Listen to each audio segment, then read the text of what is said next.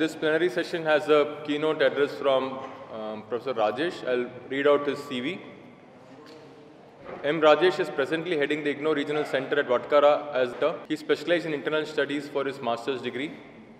He was awarded a PhD degree for his research work on Indian distance education in the era of General Agreement on Trade and Services, GATS. He holds bachelor's degree in economics and law, respectively, both of which he secured second rank in the respective universities. Dr. Rajesh has contributed several articles in national and international journals of repute. He is currently guiding research students at various levels, including doctorate, and has been evaluated for PhD program. He cleared JRF and NET in South Asian Studies and International Relations, including Defense Studies. So that's a very interesting, varied background that we have here. He has delivered keynote addresses and performed key panelist roles, research person's role in several national and international conferences. He is in the academic advisory body for distance education at Calicut University, Kerala. He has been a member of various community college boards. He has been a Mumbai University VC's nominee on various selection committees. He was a Board of Studies member for SDM Autonomous College, Madikeri in Karnataka. He has been a member of the program development team of IGNOU for the postgraduate diploma in plantation management.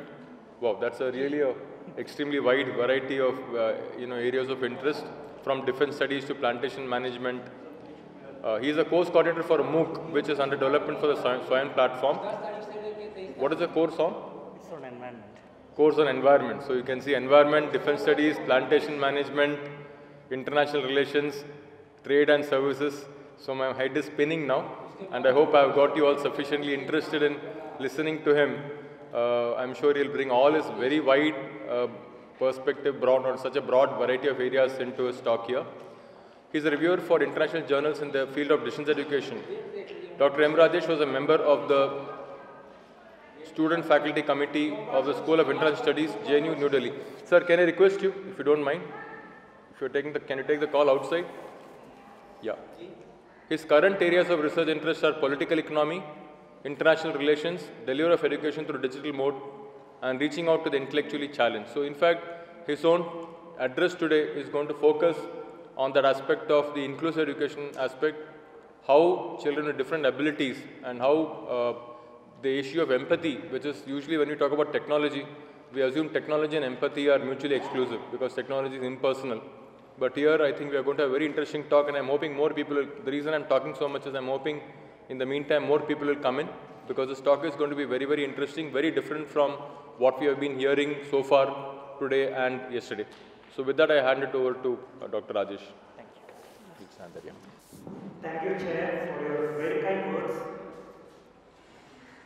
Most distinguished audience, it is indeed a pleasure to interact with all of you. It is indeed an honor to be in Ajmer, the heart of Rajasthan, to talk about technology with the heart. I am privileged to receive this invitation from Professor Chaurasia and Professor Vishwanatha and their team, and I am grateful for this invitation. I feel the participants of this conference are truly and really blessed with the invisible presence of Khwaja Moinuddin Chishti and Lord Brahma. And indeed, let me begin this presentation by putting you through a trivia. It's not a trivia basically, it is a simple question which can be easily answered. These are facts related to a certain gentleman, a very scholarly gentleman for that matter. He is the honorary fellow of the Royal Society of Arts. He is a lifetime member of the Pontifical Academy of Sciences. He is the winner of the Presidential Award for Freedom, but he is also a victim of ALS. Who is he? Any idea? Well, if I show you his photograph, you will realize in an instant. This is the gentleman, none other than Stephen Hawking. So why I am talking about Stephen Hawking, you will understand just a minute later. Anyway, those who have guessed it correct, there is absolutely no prizes for guessing it correct. However, the matter of interest to me at this moment, when I talk of technology with a heart, is that he is aided by a heartful technology. A technology that was provided to him by the electronics giant Intel. They provided him with a computer-aided interface code named EZ keys, which basically is an on-screen keyboard system with a keyboard prediction facility. The browser browses the keyboard for letters and he can select the desired letters by moving his cheeks. That's something very interesting. This enables him to browse the web and write down scientific work using a notepad. This was an offshoot of the cheek technology, or the cheek switch technology as we call it today, devised for him by his former assistant. What is more, the new technology could backspace and undo previous actions. There were several rounds of experiments to arrive at this technology in its current form. Technology apart, what needs to be noted here is that Intel and others could arrive at such a technology only after patiently listening to the various personal travails of Mr. Hawking. Every unsuccessful action of Hawking had significance for Intel, whether it be a missed key hit or an erroneous punctuation or an unsynchronized voice system. As long as they could place it into perspective, a technology device that truly catered to the minute needs of Mr. Hawkins was in the offing. Now, this is a quotation which has influenced me a lot. It states, "I can't change the direction of the wind, but I can adjust the sails to reach my destination always." And this is stated by none other than Jimmy Dean. This is this quotation is very, very interesting. I can't change the direction of the wind, but I can adjust my sails to always reach my destination. Now, how is it relevant for what we are talking today? Now then, what is an assistive technology? The International Classification of Functioning, Disability and Health defines assistive technologies as technologies specifically adapted to improve the functioning of a person with disability. The WHO gives an illustrative list of technologies. Those can be classified as 80s. These range from feeding robots to GPS navigation tools to hearing loops to amplified telephones to adaptive games and so on. It is seen that adaptive technologies, assistive technologies have a very positive impact on learning outcomes, especially among special learners, something which we will come to later on. Now, as a matter of interest, assistive technologies can be graded under 3 categories. One are the low-level assistive technologies such as wheelchair ramps, walking canes and so on. Then you have the middle-level assistive technologies such as tablets, switches, hearing aids and so on. Then you have the higher-level assisting technologies such as virtual reality-based equipments. Now, you need not be a genius to actually use or apply assistive technologies. But what you need is a bit of common sense. Now, Tony Bates, you are all familiar with this very interesting name, Tony Bates. Tony Bates propounded his actions framework, and he stated that the actions framework should actually guide the selection of media or ICT for educational purposes. And this holds true for assistive technologies which are relevant to special learners as well. Now, his framework can be summarized as follows. In his scheme, A stands for access to media or technology, C for cause of the proposed media, T for teaching functions of the media, I for interactiveness of the and user friendliness of the media. Then you have O, that is organizational issues, N stands for novelty, and S, the speed with which you can think that the changes can be brought about into the system.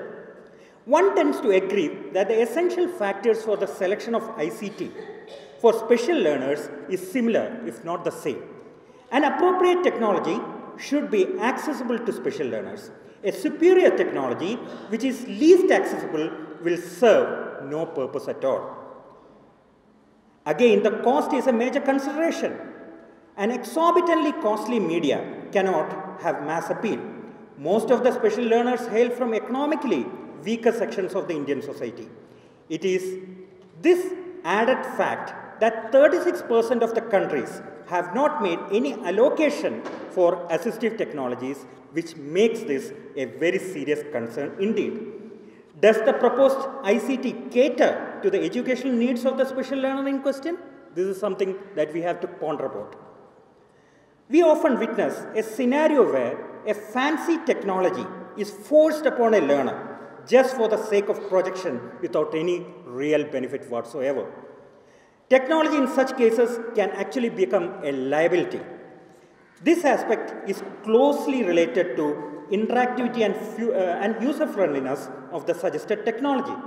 A voice-to-text converter would be ideal for a visually challenged person, but it may not be the same for a mentally challenged child.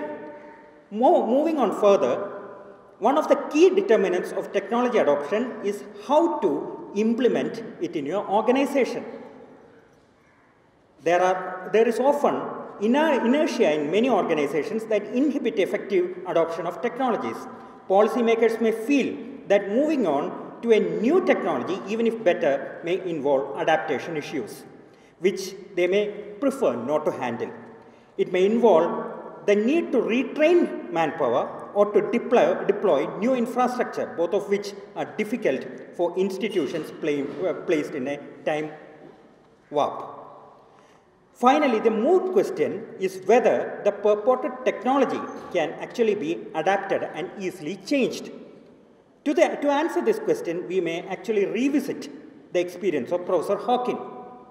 The initial technological devices, those were provided to him, did not exactly meet his requirements. Some of the hardware was even torturous for him.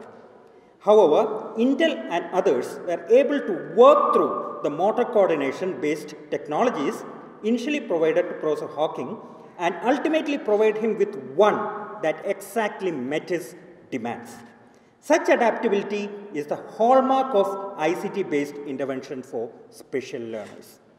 Now, I am not an educationist, or I am not from the education background per se, but still, when we talk about something as relevant as this, it would be ideal to gauge some of the theories and what these theories state about technology adaptation as far as special learners is concerned.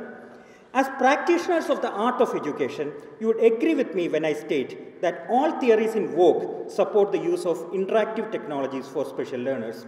Without running the risk of sounding too instructive, I may state here that the constructivist theories, with their emphasis on contextualized learning, would find enough meaning in introducing relevant technologies for special learners. The net-aware theories also attest the fact that online systems can adapt easily to the need of the learner and thus be effective in meeting the needs of special learners as well. Similarly, activity theories also would suggest and support a scheme wherein application of relevant ICT-based training modules would do wonders to achieve the educational goals of special learners. Now, this is the focus of my address today. One, I would focus on certain personal experiences with learning assistive technologies for special learners. Second, I would like to peek into the future as well, a peek into virtual reality-based technologies and beyond for special learners. And finally, we shall arrive at some of the roadblocks in special technology implementation and adaptation and the way ahead. This is the beginning of everything. I would now state what our defining moment was. All humans look forward to defining moments in their lives. We researchers are no different. I'm sure you agree with me. Millions of moments pass by without defining themselves. Yet, there comes a time in our lives when we realize that it is the moment that we have lived all these years for. For long, I have been conducting research in areas such as economics of education, student support services, intellectual property rights, international relations, and so on. Still, I felt the research in these areas hardly touched the lives of people. All this was to change in the summer of 2014. A humble phone call from a brittle-born student transformed the manner in which we thought about disabilities and their technological solutions. Brittle-born is a debilitating disease that renders persons frequently vulnerable to bone fractures and at the slightest of moments. A typical distance education system involves high reliance on learner support centers, which mentors the learners. This disease made it impossible for such learners to physically access the learner support centers. Obviously, the open university systems were all in a time warp. It could not account for the special needs of learners whatsoever. The caller in question possessed a keen desire to study, her circumstances notwithstanding. Her query was very simple, and as educationists, many of you would have faced this query again and again. Her query was, since I cannot reach the source of knowledge, can knowledge actually reach me? This is a question that each of us needs to ask ourselves. If the source of knowledge, if I cannot reach the source of knowledge, can the source of knowledge actually reach me? This is something that is fundamental to our thought process. She further stated that there were quite a few brittle-born learners who were like her and facing the similar dilemma. That set us thinking. The institutional framework did not provide us with too many luxuries in innovation. We knew that we had to look out for a solution from the technology book. But how do we exactly reach the brittle-born learners? We decided to ask them itself. The questionnaire was prepared and served to brittle-born learners. We were aware that the number of brittle-born learners as such is quite limited, quite small, even in India as a whole. And in Kerala, they are much less than 150. So we could reach out to some 25 brittle-born learners, and a Google form was served to them. This was because most of the brittle-born learners were very adept at handling computer or software-based devices. And we thought that this would be an ample ideal occasion to utilize that kind of a scenario. The responses were elicited through a Google form. The questions posed to the respondents related to the socio-economic background, media preferences, facilities with technology, especially computers, and their affinity with smart technology packages. The response that we received about the desirability of various features are given in the table, which I am going to present next. This is a picture of a brittle-born learner. Her name is Dhanya Ravi, and we have been in constant support of her. We have reached out to her, and due to her immense efforts, she was able to complete the BPP program of IGNOU. This was the starting point. In fact, she was one of the sources of the inspiration that we had. She inspired us to think beyond the obvious. Now, the questionnaire that we administered, produced certain interesting results. Now, we asked them, which all are the features which you would like to use as a learner? And we got a variety of answers. And the responses that we received are given on the right-hand side. We were surprised to note that these brittle-born learners, though homebound, are adept at using technologies. They knew many of the technologies which are already in vogue, and this is the kind of response that we received. Most of them were very happy to use the video player, audio player, PDF reader, voice recognition software, so on and so forth. And this inspired us to bring out a technology that will suit these people. Based on the feedback received, we proceeded to decide upon the appropriate technology that could be used. The use of commercial software was just out of question, since we were attempting a solution at the personal level. The next solution was to identify free ICT solutions. Moodle came in very, very handy for us. First, it was a community-based platform with no frills attached whatsoever. Secondly, since it was a collective effort from developers from across the world, novelties could be easily and spontaneously absorbed into the system without incurring any kind of financial burden. Further, the technology had the advantage that for fair use purposes, intellectual property embedded in these plugins could be easily used. The most striking feature of the technology is that change in the available applications could be brought about at a very rapid pace. The greatest advantage of the formulation was it was indeed need-based, and that was something that attracted us very, very much. The technology seemed to possess all the attributes that Bates had laid down in his taxonomy. Fully convinced about the potential, we prepared a Moodle package which had a virtual classroom, a lessons module, an assignment module, an exam module, a game-based module, an online lab module, a virtual chat facility, wiki, glossary, digital quizzes, attendance module, Moodle-based SMS services, ranking module, text-to-speech converter, and vice versa, and learning plan scheme. Now, the Moodle so assembled was put to test with a random sample of brittle-born learners. The results vindicated our efforts. The brittle-born learners agreed in unanimity that the platform was indeed effective in meeting their learning desires and outcomes. They felt that online classrooms were beneficial in overcoming their physical disability, that guided didactic conversation could be effectively conveyed through chats and discussion forums which were part of this CERT platform. Now, we now come to another experiment that we conducted at IGNOU Regional Center Cochin when I was a part of that.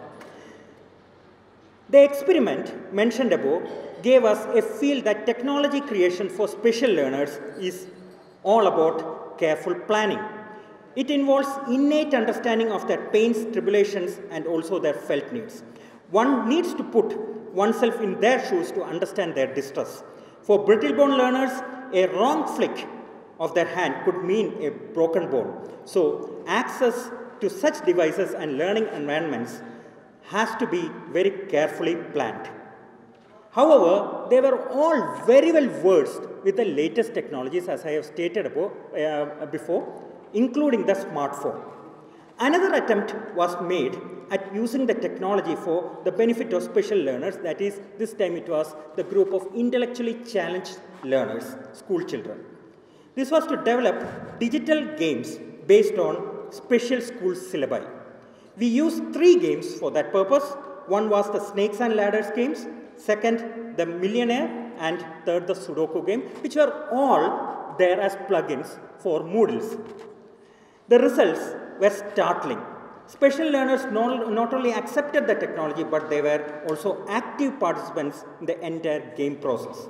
Their teachers recorded the tremendous improvement that they had made in various pedagogic aspects. Some of the results, those were derived from this kind of an experiment. This is the photograph of the school where we have conducted this experiment. This is the MES Educational Society School at Edathala near Aluve in Ernakulam district. This is where we conducted this experiment on differently abled children. This is a summary of the results that we derived. On all the counts, the use of games had brought about impressive changes in the educational attainment of students.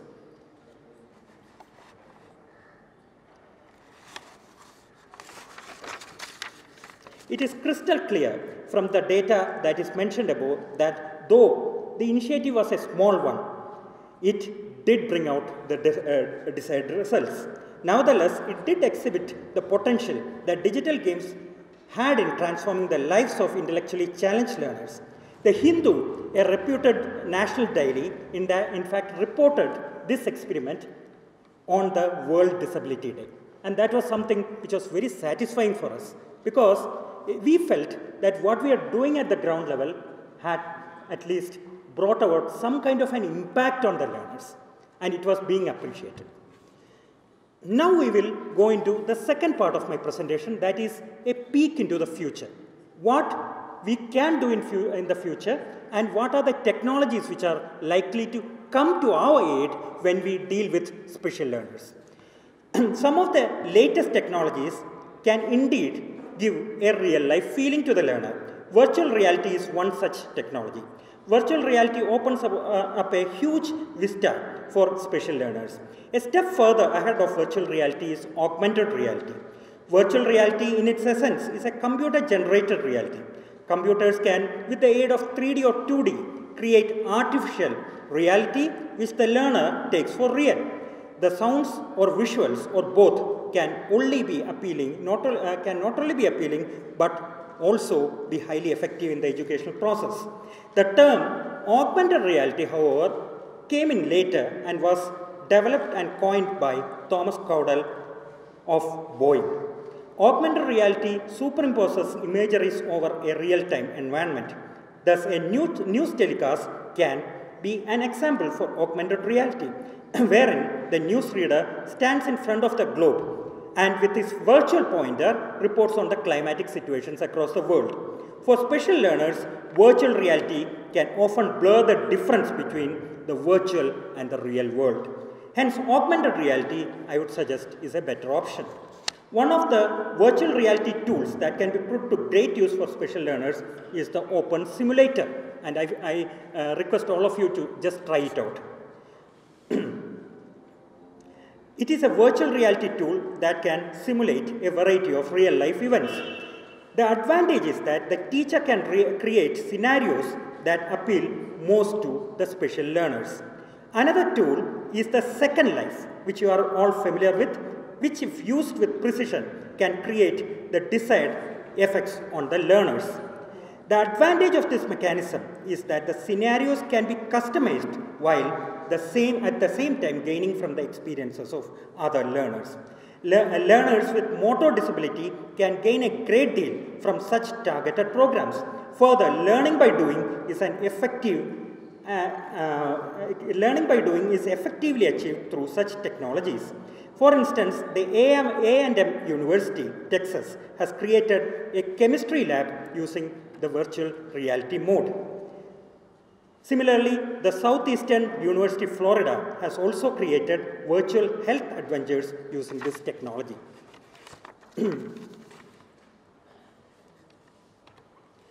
Now we go into the area of augmented reality. In the case of augmented reality, the degree of sophistication is much higher. The special learner is in a position to deal with learning objects presented to him in a better way. An example for the use of this mechanism is found in the game titled Tobia's Adventure during a visit to the zoo park, which was created to improve the communication skills among the learners. The module involved 5 different game scenarios, including microgames. The idea is to get the learner to communicate under various scenarios. The learners with speech disabilities could gain greatly from such modules. The idea is to target those faculties of the learner which are deficient and then improve upon those. The third technology for the future that I am going to talk about is the mixed reality technology. A step further ahead seems to be the mixed reality technologies. It is stated as an overlay of the synthetic content on the real world that is anchored to and interacts with the real world. Here, the physical properties or objects or the virtual properties interact and collude at the same time and at the same space. Microsoft's HoloLens is an excellent example of the device that affords mixed realities. An interesting application of HoloLens technology was used by Leiden University when they developed the interactive mixed reality tool for medical education. The application allowed 3-dimensional holograms to move with a human body. The advantage of the technology for special learners is that they can feel the reality through the sense that is the strongest in them. Even if they are deficient in a certain sense, There must be having a certain sense which is strong, and that can be used to achieve great results in learning. For instance, a learner with a reading disability can use technology to develop his understanding of a subject through visual and touch-based reality. Now, so far so good. We have all seen that technology can usher in great changes. In fact, it can usher in a revolution, if possible, in the field of special learning. However, there are certain issues which are likely to hamper the progress of such technologies in future. And these are obvious, but as a speaker, I also need to cite them one by one. One, visionary leadership is often deficient in many cases, leading to inappropriate decision making as far as technology incorporation is concerned. We have seen several institutions across the country being a victim of this. Since I am in an autonomous body under government, I am not expected to spell those deficiencies out, but I may as well indicate that visionary institutional leadership is often a major criteria. Second, intellectual property rights issues, especially those related to the use of patented computer algorithms, can be a problematic area. Purchase of original patents or copyrights can be costly and therefore may make the technology unaffordable. Adaptation of relevant technology for special learners has to be based on sound research. However, it is noticed that research on such issue areas is often lacking. Identification of staff for maintenance and upkeep of systems, that is another major challenge, and all institutions across the country are facing this problem in one way or the other. And it is time that we put this particular aspect to rest. And I come to the last slide, the way forward. How do we move forward from this scenario? The change and for me, answering this question is akin to answering the question what we can do in future. According to me, we can take 3 significant steps to make technology integration easier into the educational process as far as special learners is concerned.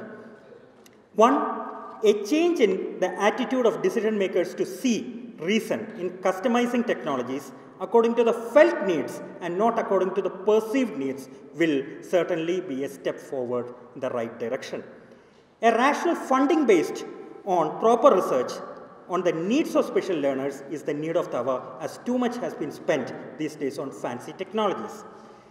Sensitizing teachers, especially from the previous generation, not all, but some, to imbibe the essentials of positive technological change is also essential. Proper counseling may be conducted in this regard. I am sure you will be discussing some of these aspects in the sessions to come. Your perspectives and suggestions are important in taking forward the message. I may as well add here that though the teacher is the eye, ear, and at times even the brain of a special learner, technology can definitely aid in substantially easing the lives of such a learner. I thank you all for a very patient hearing. If there are any queries to be raised, I shall only be too happy to respond. Thank you for the wonderful hearing. Thank you once again. I have a question to ask sharing what I explained. Coincidentally, a friend of mine, she is blind, they are blind, and she is having, she has a mobile, so the mobile speaks to the, I send an SMS or WhatsApp that speaks to her, or even email, surfing on the net, everything she handles. So I think that this is for the blind people. Experience actually. So the blind people would need a different kind of assistive technology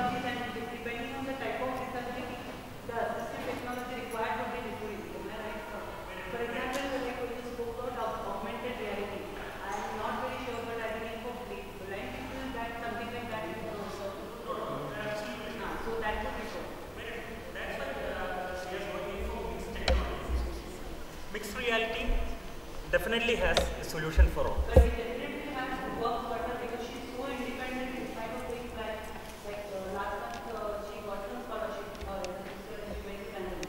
So all the scholarship and everything, she is giving everything to Well, thank you for this. Any other questions? Regards to the deliveries and the scheme. So we are using what pace we are proceeding. For the what pace PSE pace we are proceeding in this field for the health and the need required by the special students and the engineering, which will increase the pace, right? Second thing, even about the computers and something, I feel that it is very less and it is very difficultly reaching to the people, where the English is not from the people, where the different simple things are not to the schools are even not having the teacher. What can you suggest that it can be speedily implemented? That is the question. Maybe we can take any more questions? If there's the last question, then he can answer and we can close the session. Any other question is there? Yeah, there are no other questions. Rajesh can respond and we can close the session. Yeah, pass the mic. Thank you for your question, sir. It's very significant.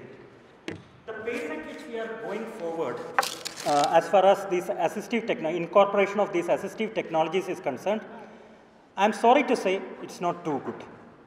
The reason being, as you suggested, you may have schools, you may have special schools without a single computer. In fact, the school at which we conducted this experiment, that does not have more than one computer, whereas there are more than 200 to 300 students studying there. How do you actually expect that you can have the students come face to face with this kind of technologies? Second, most of the special teachers, I'm not talking about the recent generation, say a generation, say 10 years back, and those are in better positions these days. Though most of the special teachers of that generation are least exposed to computers, leave alone the latest technologies. So that is again hampering the pace at which we are adopting technology in our schools. And that is really unfortunate, because the government of India, the state governments, they are all pumping in lots and lots of money. But targeting these schemes is of primary importance. As I had stated in my presentation, you have a large number of technologies. But to arrive at the technology that the student needs, that is the crux of the issue. As Madam was just stating, you cannot have virtual reality for a blind student. There is no meaning for that. But we may have scenarios where a certain school invests in virtual realities without looking into what the student actually needs. That is where the importance of research lies. We have to have a strong research based, a strong research into the needs of the special learner, and that's where I'm sure universities like SNDT can play a very major role. Thank you.